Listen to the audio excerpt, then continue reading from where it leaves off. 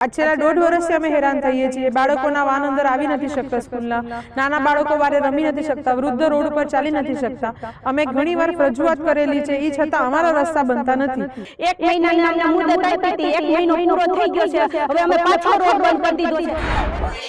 જૂનાગઢ શહેરમાં રસ્તાઓના ત્રાસને લઈ લોકો સતત પીડાઈ રહ્યા છે, ત્યારે તંત્ર દ્વારા કોઈ પગલાં ન લેવાતા હોવાથી આખરે મહિલાઓ મેદાને ઉતરી રણચંડી બની હતી। શહેરના ખલીલપુર રોડ પર આવેલી ઓમનગર વિસ્તારમાં છેલ્લા ઘણા સમયથી સ્થાનિકો બિસ્માર રસ્તાના કારણે મુશ્કેલી વેઠી રહ્યા છે। સ્થાનિકો દ્વારા વારંવાર તંત્રને આ મામલે રજૂઆત પણ કરવામાં આવી, પરંતુ તંત્ર જાણે કે આંખ આડા કાન કરતું હોય તેમ સ્થાનિકોની કોઈ જ વાત સાંભળવા તૈયાર નહોતી। સ્થાનિકો અને વાહન ચાલકોને પારાવાર મુશ્કેલી પડતા તેઓ ત્રાહિમામ પોકારી ઉઠ્યા હતા। તંત્ર દ્વારા કોઈ જ કામગીરી ન કરવામાં આવતા સ્થાનિક મહિલાઓ રસ્તા પર ઉતરી હતી અને વિરોધ કર્યો હતો। રણચંડી બનેલી મહિલાઓએ રસ્તો બંધ કરી પોતાનો વિરોધ નોંધાવ્યો હતો, સાથે જ તેઓએ તંત્ર સામે સૂત્રોચ્ચાર પણ કર્યા હતા। મહિલાઓનું કહેવું છે કે વોર્ડ નંબર 2 ના કોર્પોરેટરને વારંવાર રજૂઆત કરવામાં આવી છતાં રસ્તો બનાવવામાં નથી આવી રહ્યો, જેથી સ્થાનિકોએ રસ્તા પથ્થર અને પોતાની 4 વ્હીલર ગાડીઓ મૂકી રસ્તો બ્લોક કર્યો હતો। સાથે જ પાલિકા અને કોર્પોરેટર સામે નારા લગાવ્યા હતા। રસ્તો બ્લોક થતાં જ પોલીસ કાફલો ઘટના સ્થળે પહોંચ્યો હતો અને સ્થાનિકોને સમજાવી રસ્તો ખુલ્લો કર્યો હતો।